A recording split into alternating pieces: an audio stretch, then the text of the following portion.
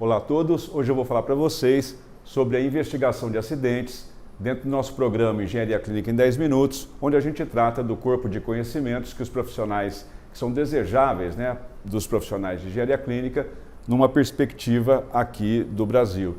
Então nós já estamos aqui no capítulo 5, que é o gerenciamento de risco, foi dividido em 7 partes. A primeira delas, investigação de acidentes, segurança hospitalar depois, gerenciamento de riscos, leis e normas, segurança radiológica, gases medicinais, preparação contra desastres e emergências, é um tema bem interessante, tem muito material, e análise da causa raiz dos acidentes, dos incidentes. Então, como sempre, a gente faz uma revisão da aula anterior, que a gente estava falando de outras tarefas que os profissionais de engenharia clínica são convidados a realizar. A gente falou da revisão do plano diretor, às vezes o hospital não tem, a gente tem que ajudar a elaborar um plano, elaborar projetos de ampliação, reforma, fazer compatibilização de projetos complementares com os requisitos de cada equipamento, isso é muito intenso no grande porte. Falamos também de gestão de contrato com gases, energia elétrica, telefonia. Muitas vezes a gente é convidado a participar disso também. Falamos da importância de desenvolver uma parceria com TI. Hoje os equipamentos são todos passíveis de integração e cada vez mais serão integrados, E vamos agora hoje, daqui a pouco, a seguir, falar sobre a investigação de acidentes, que é uma atividade que envolve vários players, Então nós temos o gerente de risco, que faz a interface com todos os núcleos de segurança do paciente, SEH, SESMIT, tecnovigilância, enfim, precisa de uma pessoa para fazer todo esse alinhamento. Quando tem um acidente ou incidente, o chefe do departamento pode estar envolvido, ser convidado a participar do processo de investigação. O fabricante, muitas vezes, tem advogados das partes, organismos reguladores, como Vigilância Sanitária, Anvisa, polícia, muitos casos envolve a polícia, tem que abrir um boletim de ocorrência, uma coisa desse tipo. O paciente também acaba sendo envolvido, tem que ser analisado, os visitantes, os familiares, todo esse conjunto de profissionais, de players, fazem parte de um evento dessa natureza. Só lembrando que, há um tempo atrás, a gente teve uma queda de monitor na beira do leito, na Santa Casa de Barretos, tivemos também uma explosão durante um procedimento anestésico no Hospital Baleia de Belo Horizonte, tivemos uma explosão de autoclave na Bahia. Então essas coisas estão se tornando cada vez mais comuns e a gente que atua com engenharia clínica é convidado a participar. Então os estágios da investigação, a primeira coisa é localizar o equipamento, saber qual equipamento que foi envolvido ou quais os equipamentos que foram envolvidos, conhecer o histórico deles, saber se tem recall, alerta, alguma notificação de serviço de campo. Mas o mais importante é saber qual equipamento, daí a importância da gente começar a praticar, de colocar o número de série do equipamento no prontuário do paciente, porque assim as informações ficam integradas e ficam fáceis de ser alcançadas. Entrevistas, a gente vai ter que entrevistar muitas pessoas, enfermeiros, médicos, outros profissionais da assistência, como fisioterapeutas, biomédicos, técnicos em radiologia, tecnólogos em radiologia, enfim, as pessoas que estavam presentes no momento e o ponto de vista delas, o que elas vão poder relatar. Os familiares também, às vezes o acidente pode ocorrer no quarto, onde tem acompanhamento de familiar.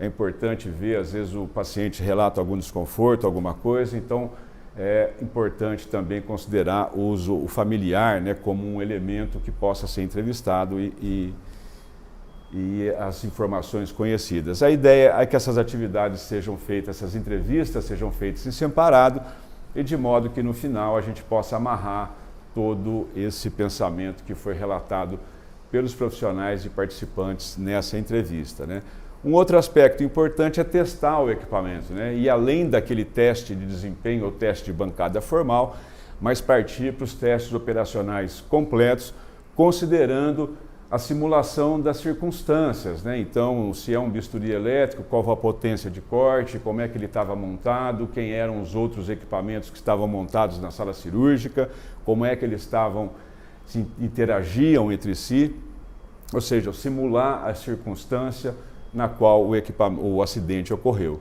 e tentar reproduzir o evento, né? Porque quando a gente consegue reproduzir o evento, fazer com que aquele evento seja reproduzido mais de uma vez, praticamente está demonstrada, fica mais fácil de demonstrar não somente a parte teórica, mas a parte prática de qual foi o mecanismo do acidente ou do incidente que aconteceu, né?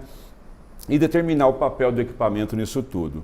Outra coisa, a gente pode ser convidado a testemunhar um teste realizado pelo fabricante, por uma organização independente, ou até mesmo pelos peritos das partes, que dependendo de como for o desenrolar do processo judicial, a gente pode ser convidado a tomar parte nesse processo para ajudar o juiz a esclarecer as questões de natureza técnica.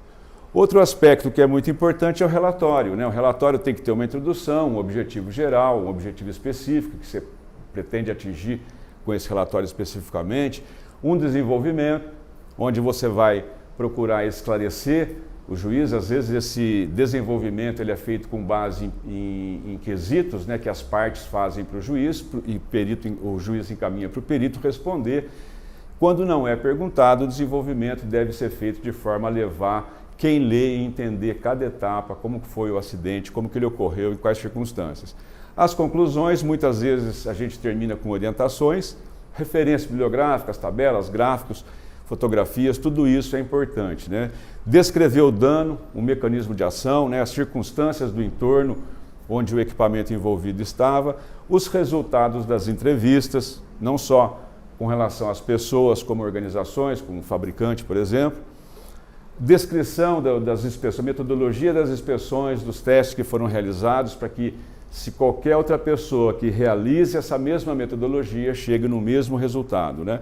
Avaliação dos resultados dos testes, menções a recalls, alertas, notificações de campo, ações de tecnovigilância, tudo isso a gente tem que levantar e ver como que o hospital estava preparado para reagir frente a um incidente ou um acidente.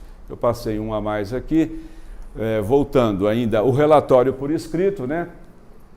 Fotos, filmagens, todo o conjunto de informações que permitiu você concluir alguma coisa, você deve anexar no relatório. O relatório deve ser mantido sob condições de confidencialidade. Não é interessante que essas informações sejam disseminadas sem uma autorização formal ou da organização ou do processo judicial como um todo. E no final também o que se pode fazer são as orientações para evitar que novos acidentes venham a ocorrer, como por exemplo, treinar, modificar um equipamento, fazer um update de software, mudar a técnica que estava sendo empregada na aplicação daquele equipamento, substituição do equipamento, enfim, alguma medida de segurança para evitar que o dano ocorra mais uma vez é importante. E se isso acontecer, o pessoal da engenharia clínica também pode fazer o follow-up e garantir que as medidas foram implementadas. Então essa é uma área muito interessante da investigação do acidente, tem muito a ver com engenharia clínica forense, né? Eu mesmo já tive a oportunidade de participar de mais de 50 processos judiciais diferentes, tanto nas várias esferas da justiça, e é muito interessante porque a gente entende melhor o nosso papel como profissional e como a gente pode esclarecer para o juiz que toma a decisão o que realmente aconteceu do ponto de vista técnico. Então é isso que eu queria falar nesse capítulo gerenciamento de risco, investigação do incidente, é basicamente isso que eu comentei. No próximo vídeo a gente vai falar da segurança hospitalar como um todo. E é isso aí, espero que vocês deixem as suas dúvidas, se inscrevam no canal, né, acompanhem nossos eventos no Facebook e no mais, muito obrigado pelo seu tempo.